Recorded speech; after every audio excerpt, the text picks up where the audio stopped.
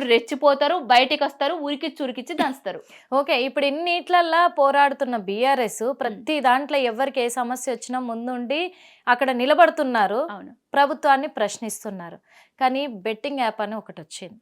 ఈ betting app అనేది చాలా హాట్ టాపిక్గా మారి అందరినీ గందరగోళ పరిస్థితికి ఇదవుతుంది. ఎందుకంటే చాలామంది ఆత్మహత్యలు కూడా చేసుకున్నారు మన తెలంగాణ రాష్ట్రంలో, ఆ బెట్టింగ్ యాప్స్కి అలవాటు పడిపోయి వ్యసనంగా మార్చుకొని. కానీ ఇలాంటి ఒక యాప్ బయటకు వచ్చిన తర్వాత ఇది మోసము, ఇంత పెద్ద స్కామ్ జరుగుతుందన్నాక ఎందుకు బీఆర్ఎస్ ఏం స్పందించడం లేదు? స్పందిస్తాం, దాని మీద కూడా తొందరలో స్పందిస్తారు మా నాయకులు. స్పందిస్తారు, ఎందుకంటే ఇప్పటికే 11 మంది మీద కేసు పెట్టడం జరిగింది, వాళ్ళకు నోటీసులు ఇవ్వడం జరిగింది. ఇంకా చాలా మందిని బయటికి లాగే కొన్ని వ్యసనాలకు ప్రజలు కూడా బానిసలు కావద్దు. ఈ బెట్టింగ్ యాప్స్ వల్ల వచ్చే లాభాల కంటే జరిగే నష్టాలే ఎక్కువ. కొంతమంది భార్య పిల్లలను కూడా వాళ్ళ ఆర్థికంగా స్తోమత ఏ విధంగా దిగజారిపోతుందో మనకు అందరికి తెలుసు. ఇలాంటి వ్యసనాలకు దూరంగానే ఉండాలి, ఇలాంటి వ్యసనాలకు అలవాటు పడద్దని ఈ యూట్యూబ్ ఛానల్ సాక్షిగా ప్రజలను కోరుకుంటున్నాను. అయితే దీంట్లో ఒక విషయం అడుగుతాను నేను. 2017లోనే, అంటే అప్పుడు ప్రభుత్వం కేసీఆర్ ప్రభుత్వం, ఆ ప్రభుత్వం ఉన్నప్పుడే బ్యాన్ చేసింది ఈ బెట్టింగ్ యాప్స్, ఆన్లైన్ యాప్స్ అన్ని కూడా. ఆన్లైన్లో బెట్టింగ్ యాప్లని బ్యాన్ చేసిన తర్వాతే యాడ్స్ ఎక్కువ అయిపోయినాయి, ప్రమోట్ చేసే యాడ్స్ ఎక్కువ అయిపోయినాయి.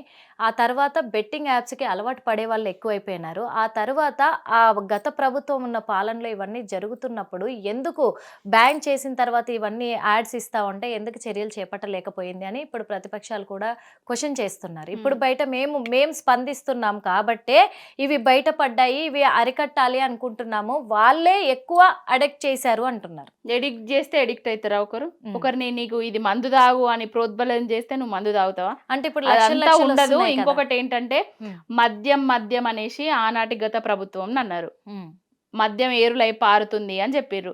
ఈ రేవంత్ రెడ్డి వచ్చిన తర్వాత దుకాణాలు అది ఇది బంద్ చేస్తా అని చెప్పిండు.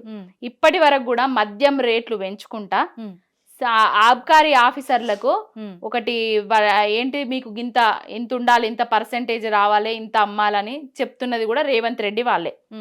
కేసీఆర్ గారు ఏవైతే యాప్లను బ్యాన్ చేసిండ్రో వీటి మీద అడ్వర్టైజ్మెంట్లు అవి జరిగినాయి కావచ్చు. ఇంకొకటి సిగరెట్, ఒక సినిమాలో సిగరెట్ తాగుతారు, స్మోకింగ్ చేస్తూ ఉంటారు, కింద ఏమొస్తుంది స్మోకింగ్ చేయరాదు, ఆరోగ్యానికి హానికరము అని అంటారు. అది యాడ్స్ జరుగుతాయి. మరి మనం దానికి ఇప్పుడు జరుగుతున్న సమాజంలో ఇదంతా కొంచెం అది. ఇప్పుడు ఈ బెట్టింగ్ కేసులని మరి ఎలా తీసుకోబోతుంది బీఆర్ఎస్ అధికారులు కావచ్చు, నాయకులు కావచ్చు, వీళ్ళు ఏ విధంగా స్పందించబోతున్నారు? ప్రతి ఒక్కటి ప్రజా సమస్యల మీద పోరాటం చేస్తున్నాం. తెలంగాణ రాష్ట్రంలో ఏ సమస్య వచ్చినా బీఆర్ఎస్ పార్టీ, బీఆర్ఎస్ నాయకులు ముందుంటున్నారు, ప్రజల తరపున పోరాటం చేస్తున్నారు. ఈ బెట్టింగ్ యాప్ల మీద కూడా ఏదైనా ఉంటే చర్యలు తీసుకుంటాము, వాళ్ళ తరపున కూడా పోరాటం చేస్తాం. ఇప్పుడున్న యువతకు చాలా ఇంపార్టెంట్ అయిన విషయము, ఈ విషయాన్ని ఎందుకు అసెంబ్లీలో ఎవరు యువతలను రెచ్చగొట్టిందే రేవంత్ రెడ్డి. యువతి యువకులను రెచ్చగొట్టి, నిరుద్యోగులను రెచ్చగొట్టి అధికారంలోకి వచ్చిందే రేవంత్ రెడ్డి. ఇలాంటి దుశ్చర్యలు చేపిస్తున్నదే రేవంత్ రెడ్డి కావచ్చు. మన ఉస్మానియా యూనివర్సిటీ బంద్ ప్రకటించింది, నిరసనలు కూడా తెలిపారు అక్కడ. వాళ్ళను కూడా రెచ్చగొట్టింది బీఆర్ఎస్ ప్రభుత్వమే అని కూడా అంటున్నారు. ఇప్పుడు ఉస్మానియా యూనివర్సిటీ అనేది పోరాటాలకు పుట్టినిల్లు, పోరాటాల గడ్డ. అక్కడ ఎవరైనా విద్యార్థులు వాళ్ళ కడుపు మండి అక్కడ జరుగుతున్న అన్యాయాలను పోరాటం చేస్తే, అన్యాయాల మీద పోరాటం చేస్తే రెచ్చగొడుతున్నారు. ఇప్పుడు హైదరాబాదితులు రోడ్డు మీదకి వస్తే రెచ్చగొడుతున్నారు బీఆర్ఎస్ పార్టీ, రైతుల కడుపు మండి రోడ్డు మీదకి వస్తే రెచ్చగొడుతున్నారు బీఆర్ఎస్ పార్టీ, రైతులకు నీళ్లు రాకపోతే బయటకు వస్తే రెచ్చగొడుతున్నారు బీఆర్ఎస్ పార్టీ, మహిళలకు పెన్షన్లు వస్తలేవని బయటకు వస్తే రెచ్చగొడుతున్నారు బీఆర్ఎస్ పార్టీ. రెచ్చగొడుతున్నారు అనే బదులు ఇవన్నీ జరగకుండా చూస్తే, ఇవన్నీ ఇచ్చేస్తే ఎందుకు వస్తుంది ఈ మాట అంటే కూడా, మరి మీతో పాటు ఇంకో పార్టీ కూడా ఉంది బీజేపీ ఏది మాట్లాడట్లేదు, ప్రభుత్వాన్ని పని చేసుకుంటూ వెళ్ళనివ్వండి అని చెప్పేసి డిస్టర్బ్ చేయట్లేదు. బీజేపీ ఎందుకు మాట్లాడట్లేదండి? రేవంత్ రెడ్డి సీటుకి ఎసరొచ్చినప్పుడు వాళ్ళ బీజేపీ మాట్లాడుతుంది.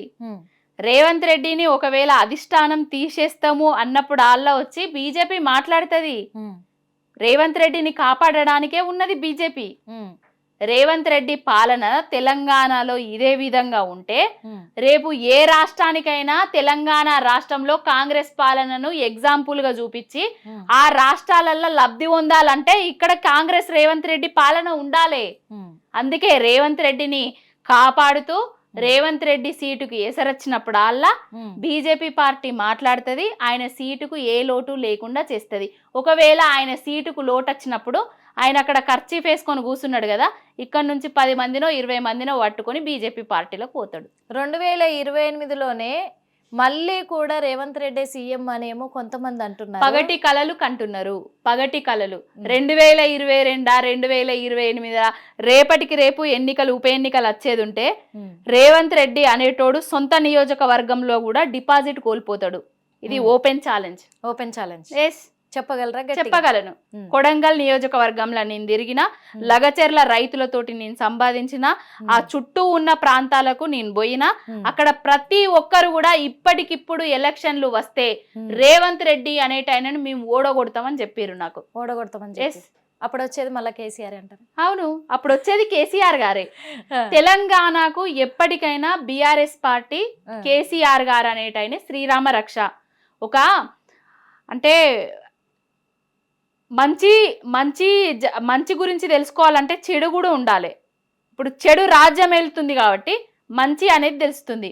ఇదివరకు 10 ఏళ్లల్లా నీళ్ళకు గోసలేదురా బాయ్, ఇదివరకు 10 ఏళ్లల్లా గుండెల మీద చేసుకొని పండుకున్నాం రైతులం అని అనుకున్నారు. అంటే ఇప్పటికి కూడా రేవంత్ రెడ్డి గారు ఒక మాట అంటున్నారు, బీఆర్ఎస్ అనే పార్టీని భూస్థాపితం చేసి ఆనవాళ్ళు లేకుండా చేస్తారు విసురుతున్నాడు. ఆయన ఇప్పటికి కూడా ఇంకా మళ్ళీ బీఆర్ఎస్ వస్తుందని అంటే ఆయన ఆనవాళ్ళ నుంచెల్లే పాలన చేసుకుంటా ఆయన ఆనవాళ్ళు లేకుండా చేస్తామనడం దుర్మార్గపు మాటలు అవన్నీ.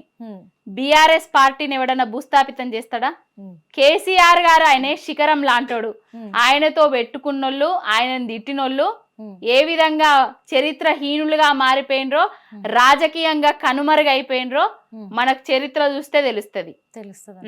మరో పక్కనేమో మరి తీన్మార్ మల్లన్న 2028లో ఖచ్చితంగా బీసీ నాయకుడే సీఎం అవుతాడు అంటే ఇండైరెక్ట్ గా తీన్మార్ మల్లనే కాబోయే సీఎం అని చెప్పి ఛాలెంజ్ చేసి విసురుతా ఉన్నారు. ఛాలెంజ్ అంటే రేవంత్ రెడ్డి అనే లత్తకోరు, ఒక ఓటుకు నోటు దొంగ, ఒక రియల్టరు, ఒక బ్రోకరే సీఎం కాంగలేంది.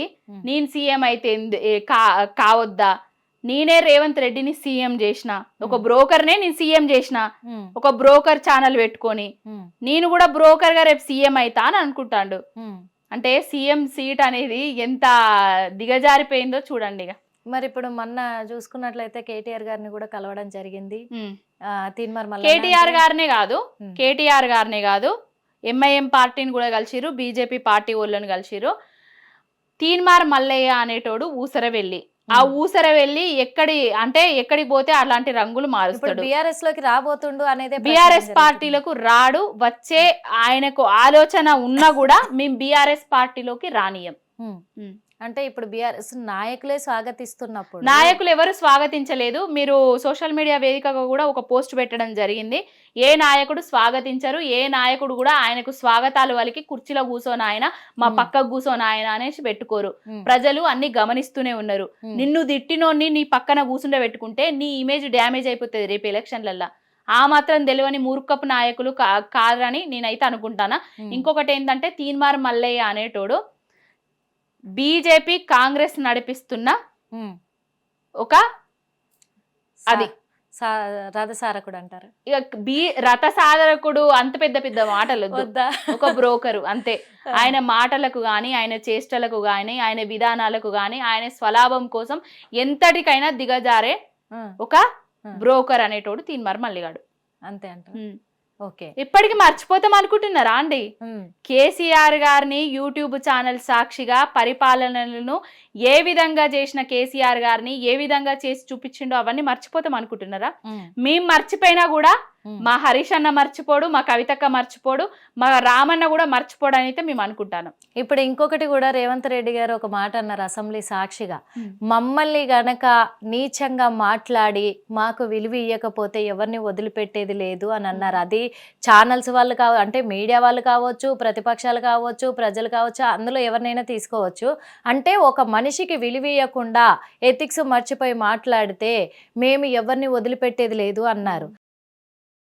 హిట్ టీవీ యాప్, ఇందులో short news, live news, entertainment shows, movies, digital magazines తో పాటు మీ జిల్లా వార్తలను కూడా ఫ్రీగా చూడొచ్చు.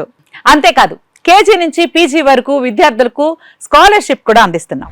ప్రతి వారం 10 మందికి లక్కీ డ్రా ద్వారా ఒక్కొక్కరికి 10,000 రూపాయలు అందిస్తున్నాం. ఇంకెందుకు ఆలస్యం, వెంటనే హిట్ టీవీ యాప్ ని డౌన్లోడ్ చేసుకుని ఫ్రీగా ఎంటర్టైన్మెంట్ పొందండి. Hit TV app. Hit TV app. Please download hit TV app. Hit TV యాప్ని ఫ్రీగా డౌన్లోడ్ చేసుకొని ఎంజాయ్ చేయండి. మీకు నచ్చిన ఎంటర్టైన్మెంట్ కోసం హిట్ టీవీ యాప్ ని ఫ్రీగా డౌన్లోడ్ చేసుకుని ఎంజాయ్ చేయండి. హిట్ టీవీ యాప్ని డౌన్లోడ్ చేసుకుని ఆస్వాదించండి, ఆశీర్వదించండి. ఇంతమంది సెలబ్రిటీలు హిట్ టీవీ యాప్ ని డౌన్లోడ్ చేసుకోండి అని చెప్తున్నారంటే ఎంత మంచి యాప్ ఆలోచించండి. అమెరికా అమెరికా అమెరికా అమెరికాలో చదవాలనుకునే వాళ్ళకి విశ్వసనీయమైన పేరు మన శౌర్య కన్సల్టెన్సీ. UK లో 1 year masters. UK లో 1 year masters. 2 years work permit up to 5 years visa. Contact Saurya Consultancy. Contact 89851 89851.